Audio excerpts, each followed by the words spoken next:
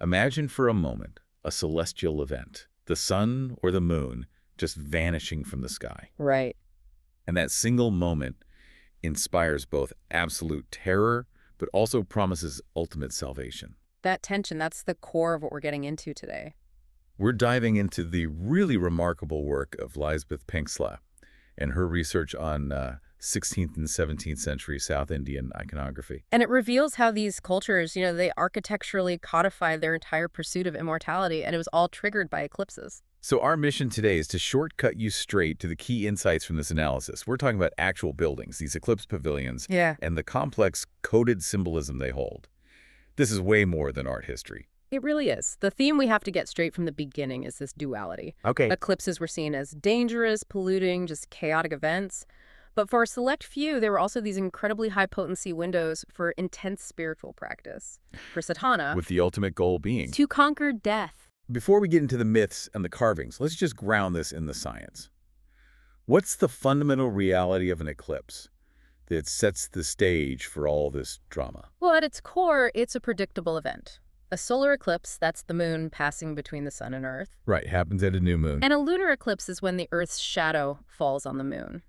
Simple orbital mechanics. But the real cosmological kicker, as the sources put it, isn't just that it happens, it's how it happens for us on Earth, isn't it? Precisely. The great peculiarity is the size ratio. The sun is about 400 times wider than the moon. Yeah. But the moon is also about 400 times closer to us. So they appear to be the exact same size in the sky. A perfect fit. A perfect fit. And this visual perfection, it's what fuels the whole mythological narrative of one entity swallowing another whole. It's just incredible how myth can translate a complex astronomical fact into such a high-stakes story. The Indian tradition does this through Rahu and Ketu. Right. But we have to make a key distinction for you right away. Astronomically, what are Rahu and Ketu? They're not planets. No, not at all. They aren't physical bodies. They're the nodes. The nodes. The two crossing points where the moon's orbit intersects the plane of the Earth's orbit around the sun. They're mathematical points in space. When the sun and moon line up near them, you get an eclipse. And yet, mythologically, they become these eternal villains. To get that, we have to go back to the foundational story of the cosmos, the Samudra-mantana. The churning of the milk ocean. What was everyone churning for? For the ultimate prize, amrita, the nectar of immortality. Okay. You have this epic conflict between the devas, the gods, and the asuras, the demons. The devas were losing, so they formed a temporary truce to churn the ocean to get this elixir. Whoever drank it would win the war forever. This sounds like a massive, chaotic operation. No, absolutely. And when the amrita finally emerged in this pot, the Purnakuma, like the conflict just started right back up. Because if the asuras also became immortal, the universe would be locked in an eternal war. So Vishnu, the preserver god, he has to step in. He has a plan. Right, the Mohini trick. Exactly. Vishnu takes the form of Mohini, this incredibly beautiful woman, to distract the demons. She convinces them she'll distribute the amrita fairly.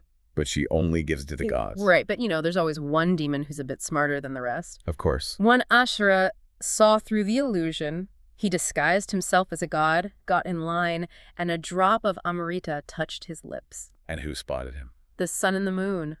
They saw the deception from above and they cried out. They betrayed him. And the payback was instant. Instantaneous. Mahavishnu just hurls his spinning disc and decapitates the demon. But because the amrita had touched his throat, he couldn't die. He split. The head became Rahu. And the body, the tail, became Ketu. And there it is. That's our explanation for the eclipse. Rahu, the head, is forever chasing the sun and moon for revenge, and every now and then he catches them and swallows them. That is the story. And that visceral myth reinforces the deep traditional reaction. Which is fear. Pure danger. Temples close, people fast, you don't look at the sky. It's a moment of cosmic pollution. But, and this is the crucial counterpoint in the sources, for certain practitioners, this danger became a source of power.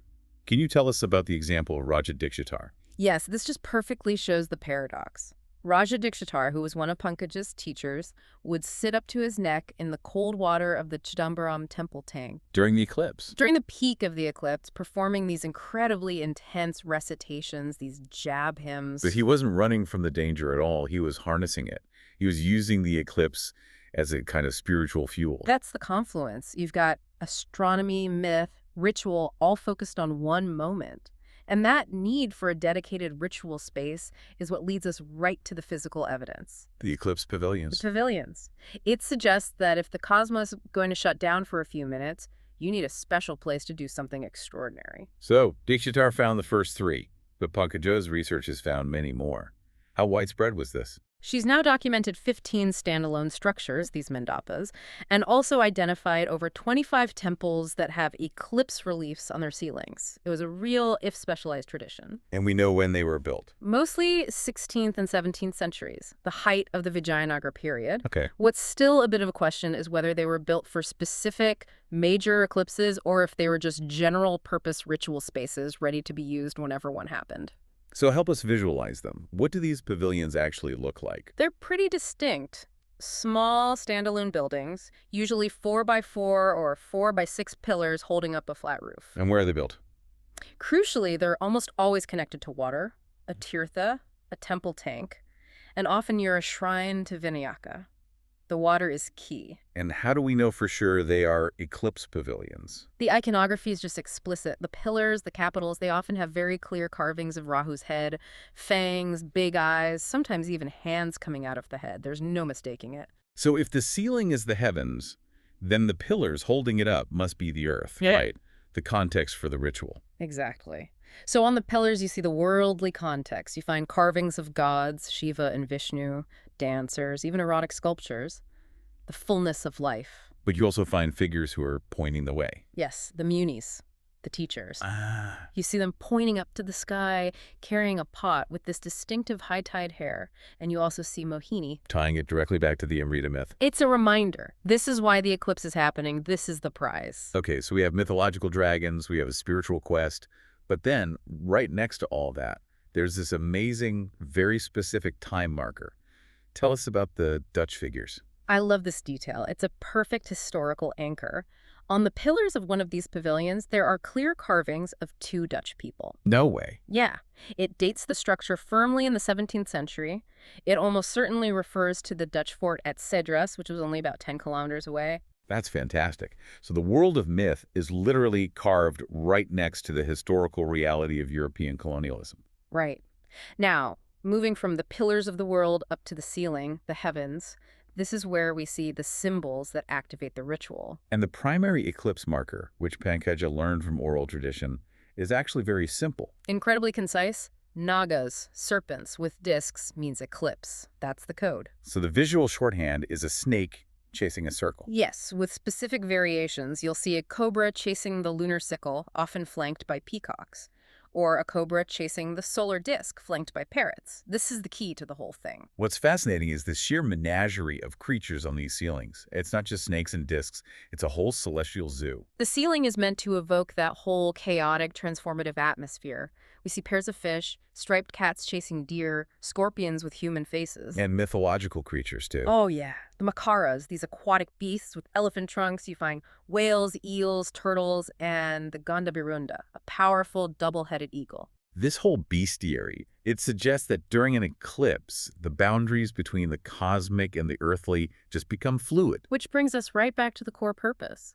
The whole building is a machine that sets up a spiritual equation. Eclipse plus ritual equals amrita. Exactly. Eclipse plus sadhana equals immortality. And you see the Purna Kumbha, the pot of amrita, carved on the pillars to confirm it. Okay, let's decode some more of the animals because they're not random. The parrots, flanking the solar disk. Why parrots? The parrot holds a profound secret. The story is about Sukha Maharishi. Shiva was teaching his wife Parvati the ultimate secret of immortality. Okay.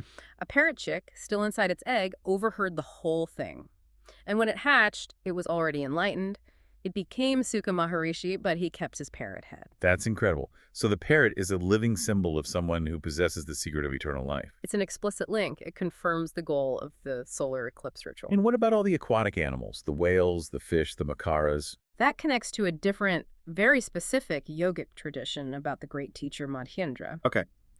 In that lineage, the sacred scriptures containing the secret of immortality were thrown into the sea and swallowed by a fish, or a makara. Madhyendra either learned the secrets from the fish or was even born from it. So the images of whales and fish on the ceiling are basically a map. They're pointing the practitioner toward this hidden yogic knowledge. This is not for your average person. No, absolutely not.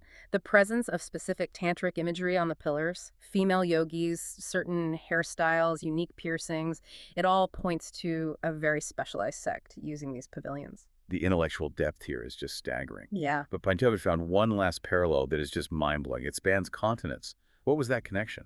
It's the most startling piece of the puzzle, I think. On the ceilings, you find these images of animals, sometimes it's clearly the sun and moon, with their necks tightly entwined. Entwined, like in a struggle or an embrace. Both. And she noted how closely this resembles imagery from 17th century Western alchemical texts. That is wild. It's not just a vague similarity. She cites Elias Ashmole's work from 1652. And in the Western context, what do those entwined animals mean? They symbolize the unification of opposites, the male and female principles, for instance. And what do you create when you do that? The elixir. The ambrosia.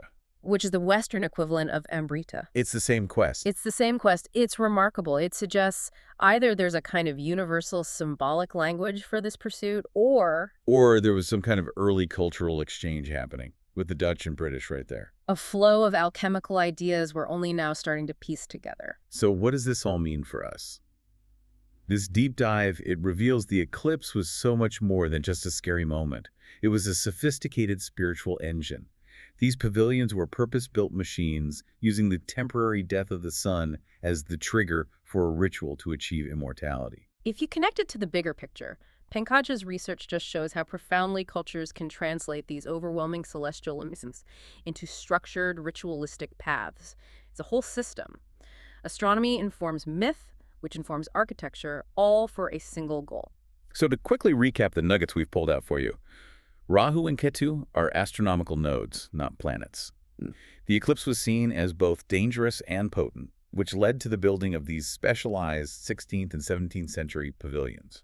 And those pavilions used explicit iconography, the Rahu heads, the Nagas with discs, the parrots, the fish all as a coded roadmap to Amrita, a quest that amazingly mirrors the alchemical pursuits in the West at the exact same time. Pankaja's work really uncovers not just decoration, but a hidden curriculum for a very specific ritual practice. Which leaves a pretty big question for you to think about. What other crucial parts of ancient knowledge, disguised as just a myth or a decoration, a whale, a parrot, an entwined snake, are we still completely missing just because we haven't learned where and how to look up?